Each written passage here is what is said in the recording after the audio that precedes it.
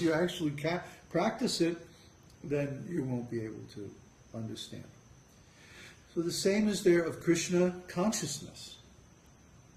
Krishna consciousness means you are conscious of Krishna.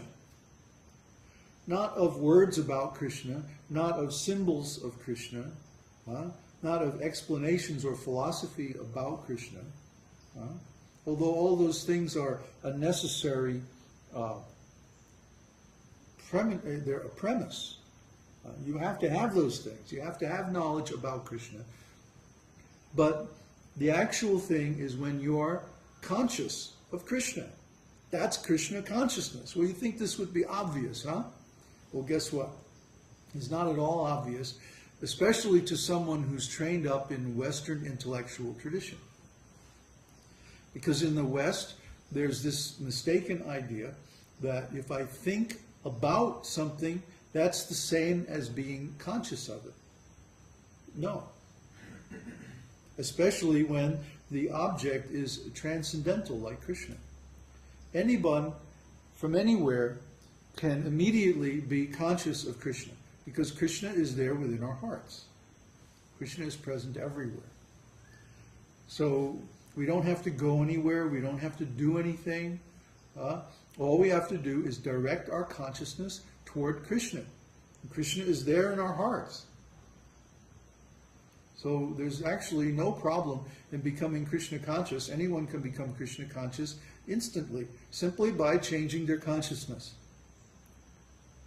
But the thing is, we don't know what consciousness is.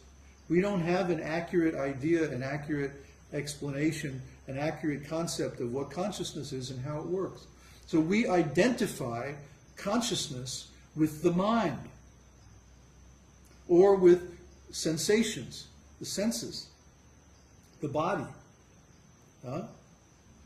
We identify our consciousness, in other words, with the contents of our consciousness. And we miss the consciousness itself. This is such a fundamental point. Everybody has to think on this until they understand it and can apply it. Consciousness simply means, what are you looking at? What are you looking at?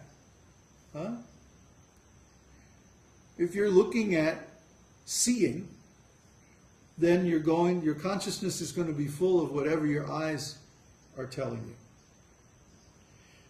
If you're looking at thinking, then your consciousness is going to be full of whatever your mind is telling you.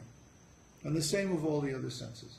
But what happens if you take your consciousness and instead of looking at the mind or your eyes or your ears or any of the other senses, you look within?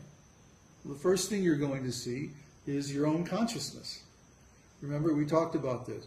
Consciousness is transcendental and self-referential, so there's no problem of consciousness being conscious of itself.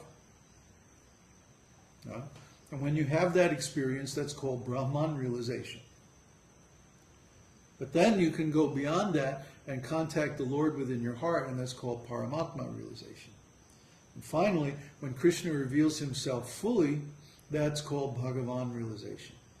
And there are these three kinds of self-realization. All of those are achieved by Bhakti Yoga. But to achieve them, you have to understand that consciousness is different from its contents.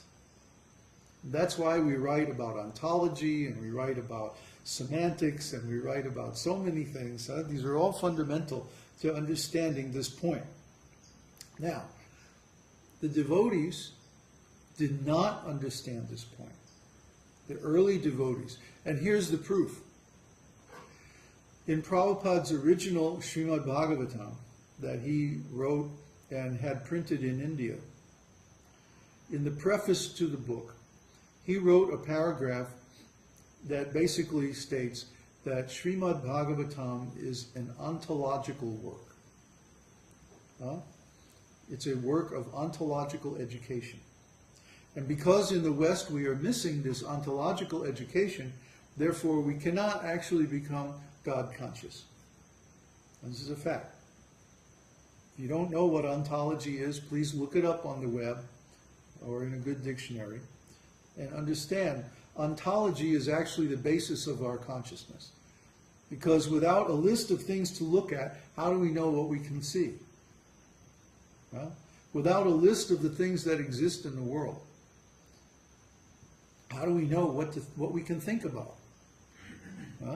It takes a very intelligent person to actually invent a new ontological category.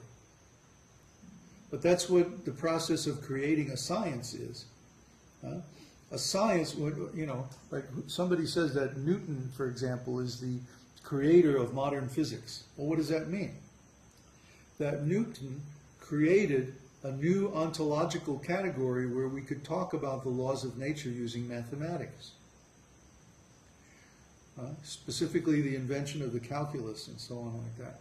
So he created a new ontological category, and so we now can think in a new way that we never could think before. And this is because of ontology. So when we encounter the Vedas, the Vedic literatures, the esoteric teaching especially, this gives us so many new ontological categories that we can think in terms of. And that expands our consciousness. It has to.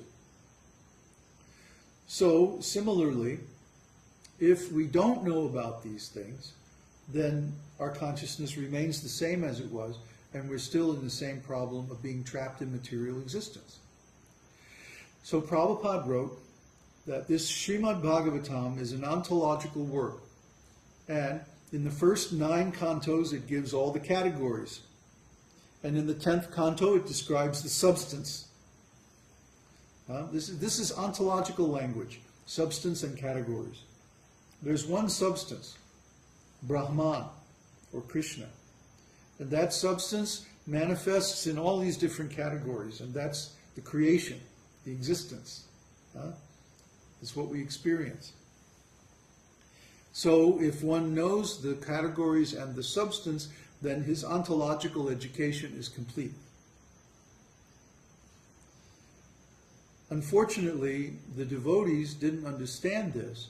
So when Srila Prabhupada's Bhagavatam was published in the West, this whole paragraph was removed.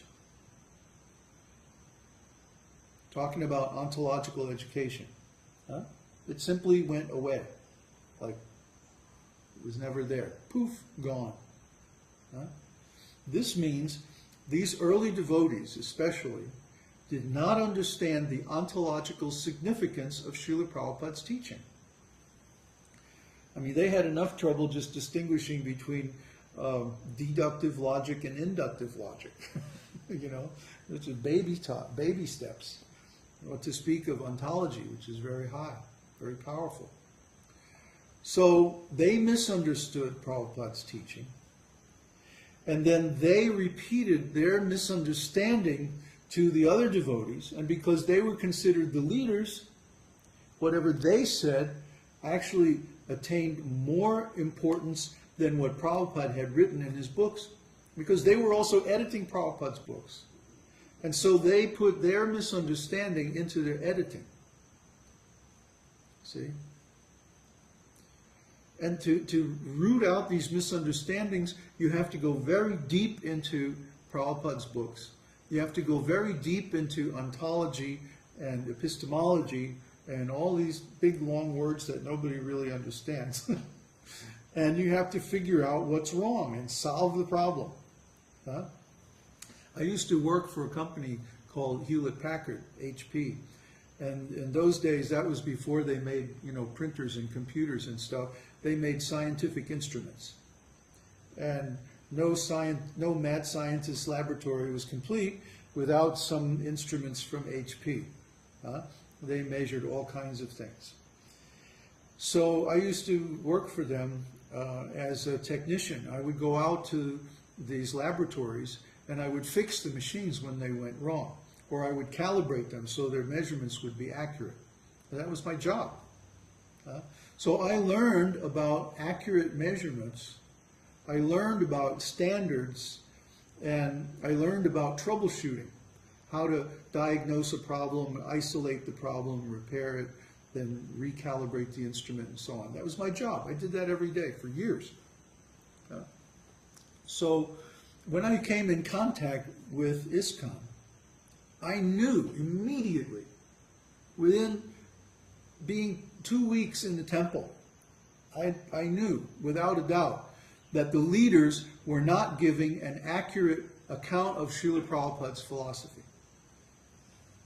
How did I know that? I could read Prabhupada's books, and then I could go to the class and hear what they were saying. And they're saying something different.